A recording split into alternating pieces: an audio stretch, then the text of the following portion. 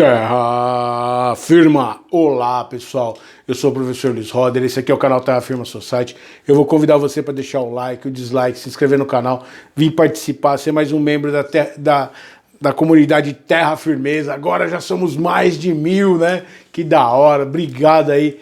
E hoje no Eu Recomendo, série do Disney Plus, muito legal, que eu assisti já faz um tempo, mas que eu não consegui fazer os vídeos antes. The Moon Knight, o Cavaleiro da Lua, os 6 primeiros episódios. Eu particularmente adorei a série.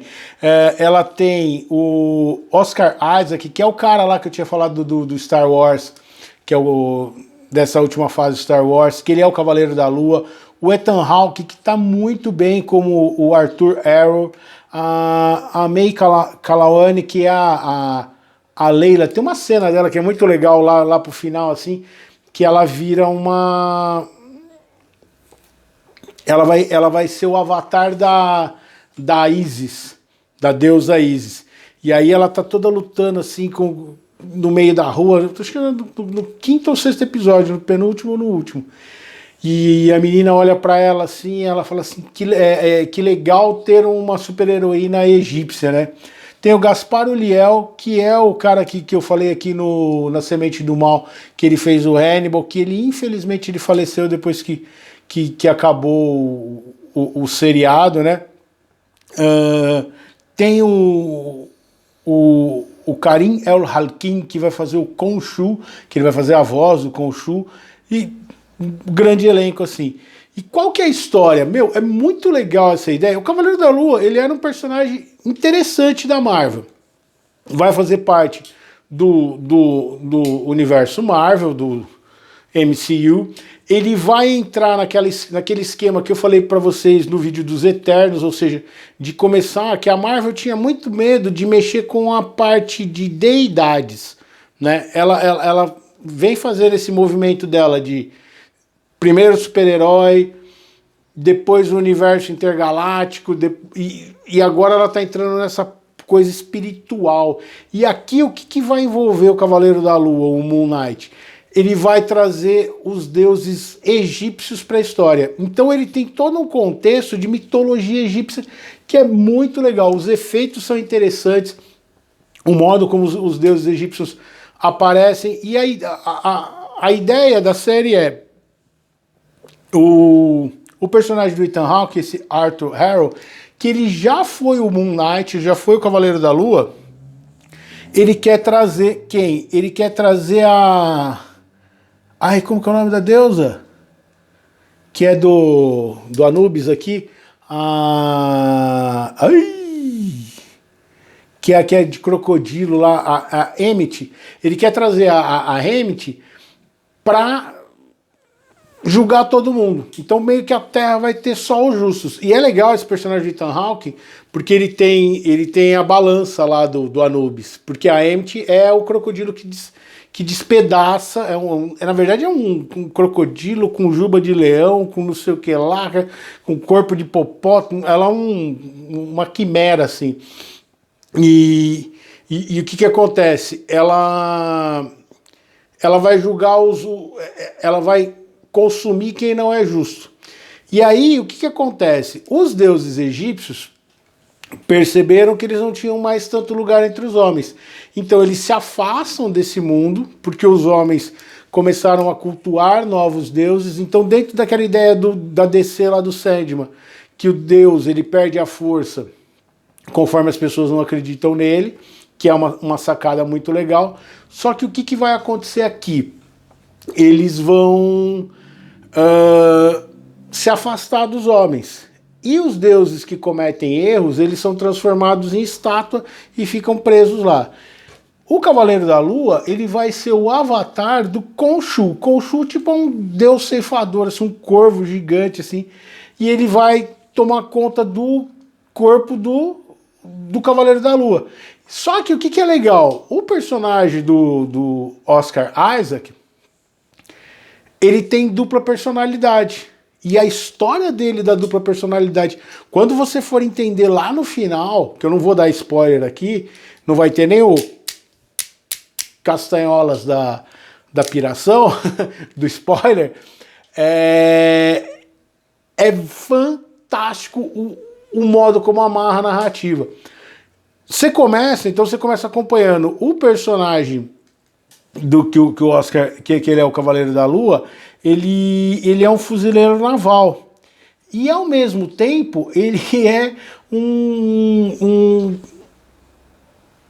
ele tem dupla personalidade. Então tem duas pessoas morando dentro do mesmo corpo. E começa contando a história desse cara que é meio bobão, meio bunda mole, que ele é um especialista em egiptologia, que trabalha no Museu de Londres, e ele só se ferra, ele é um bobão, todo mundo... E você percebe que ele passa num psicólogo tentando entender por que acontece isso, por que ele tem esses sonhos, ele acorda todo machucado. Na verdade, ele vai descobrir que ele tem um fuzileiro naval que mora dentro dele. Então ele tem duas personalidades. Tem esse cara que é egiptólogo e tem o cara que é uma máquina assassina. E o Khonshu usa o cara da máquina assassina para fazer o plano dele de preservar essa galera do Ethan Hawke, que é do Arthur Harrow, que é a galera que quer soltar a Hammett. Porque é muito legal, ele anda com uma bengala, e essa bengala tem a cabeça da Hammett dos dois lados, assim. E aí eles têm uma tatuagem que é a balança do Anubis. E se a balança não dá certinho, que é a pessoa do coração puro, a pessoa morre na hora, assim. E eles querem libertar a Hammett para fazer o julgamento final e a Terra começar um novo momento. Na verdade, é a tentativa dele de trazerem os deuses egípcios, haja o que houver, assim. E os deuses não conseguem concordar com isso. Mas como Khonshu não é um deus muito... que você pode confiar, e ele é um deus belicoso, os outros deuses não o levam a sério.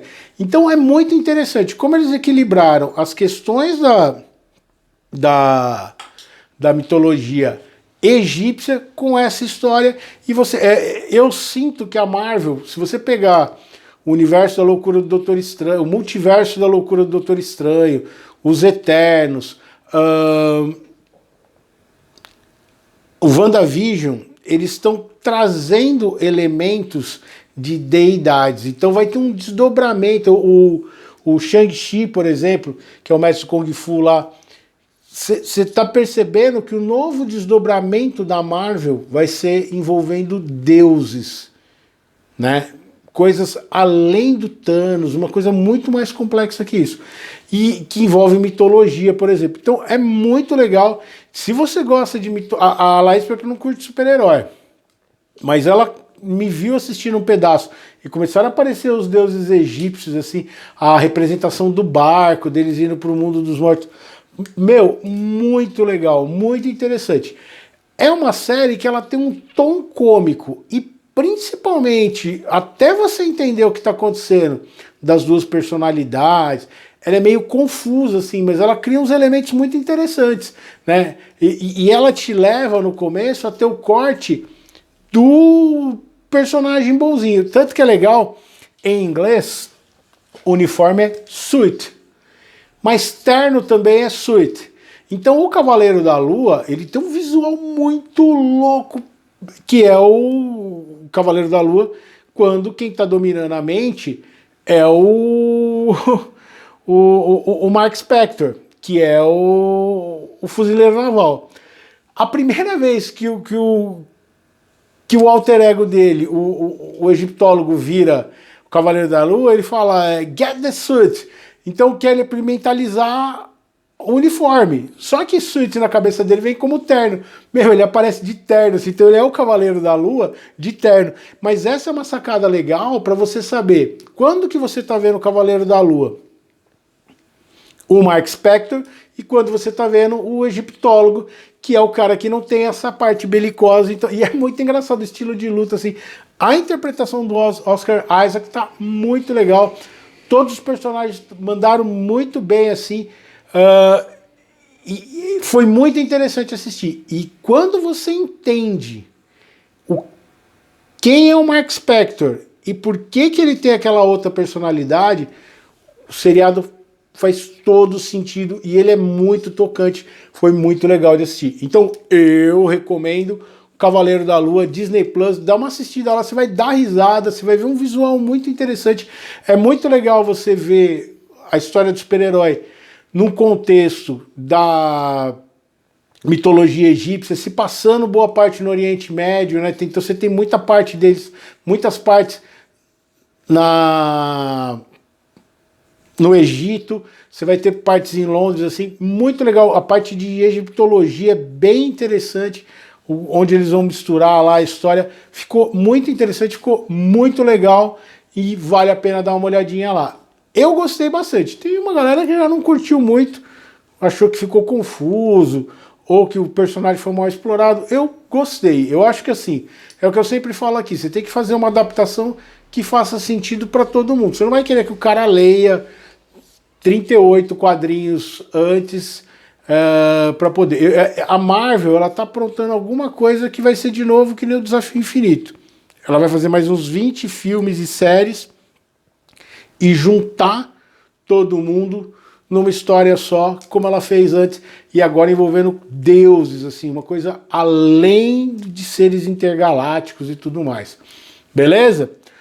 O poema de hoje, ele fala de deuses, e ele tem uma pegada aqui interessante, que é sobre essa necessidade do homem. É muito doida, me fascina demais essa coisa dos deuses, de Deus, que o grande poder deles, da onipotência deles em relação a nós, é dada por nós.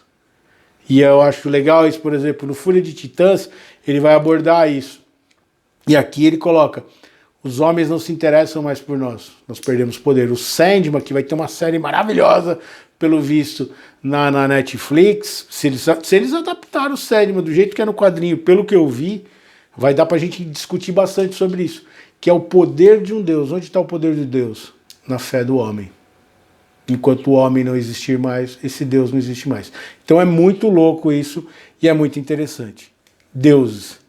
A maior criação dos homens são seus deuses carentes de atenção e adoração, sempre dispostos a perdoarem ou pulverizarem os seus criadores, se não se comportarem como criaturas subservientes, cheias de livre arbítrio e medo do que as suas mentes solitárias criaram para preencher a sua pungente e perene angústia existencial.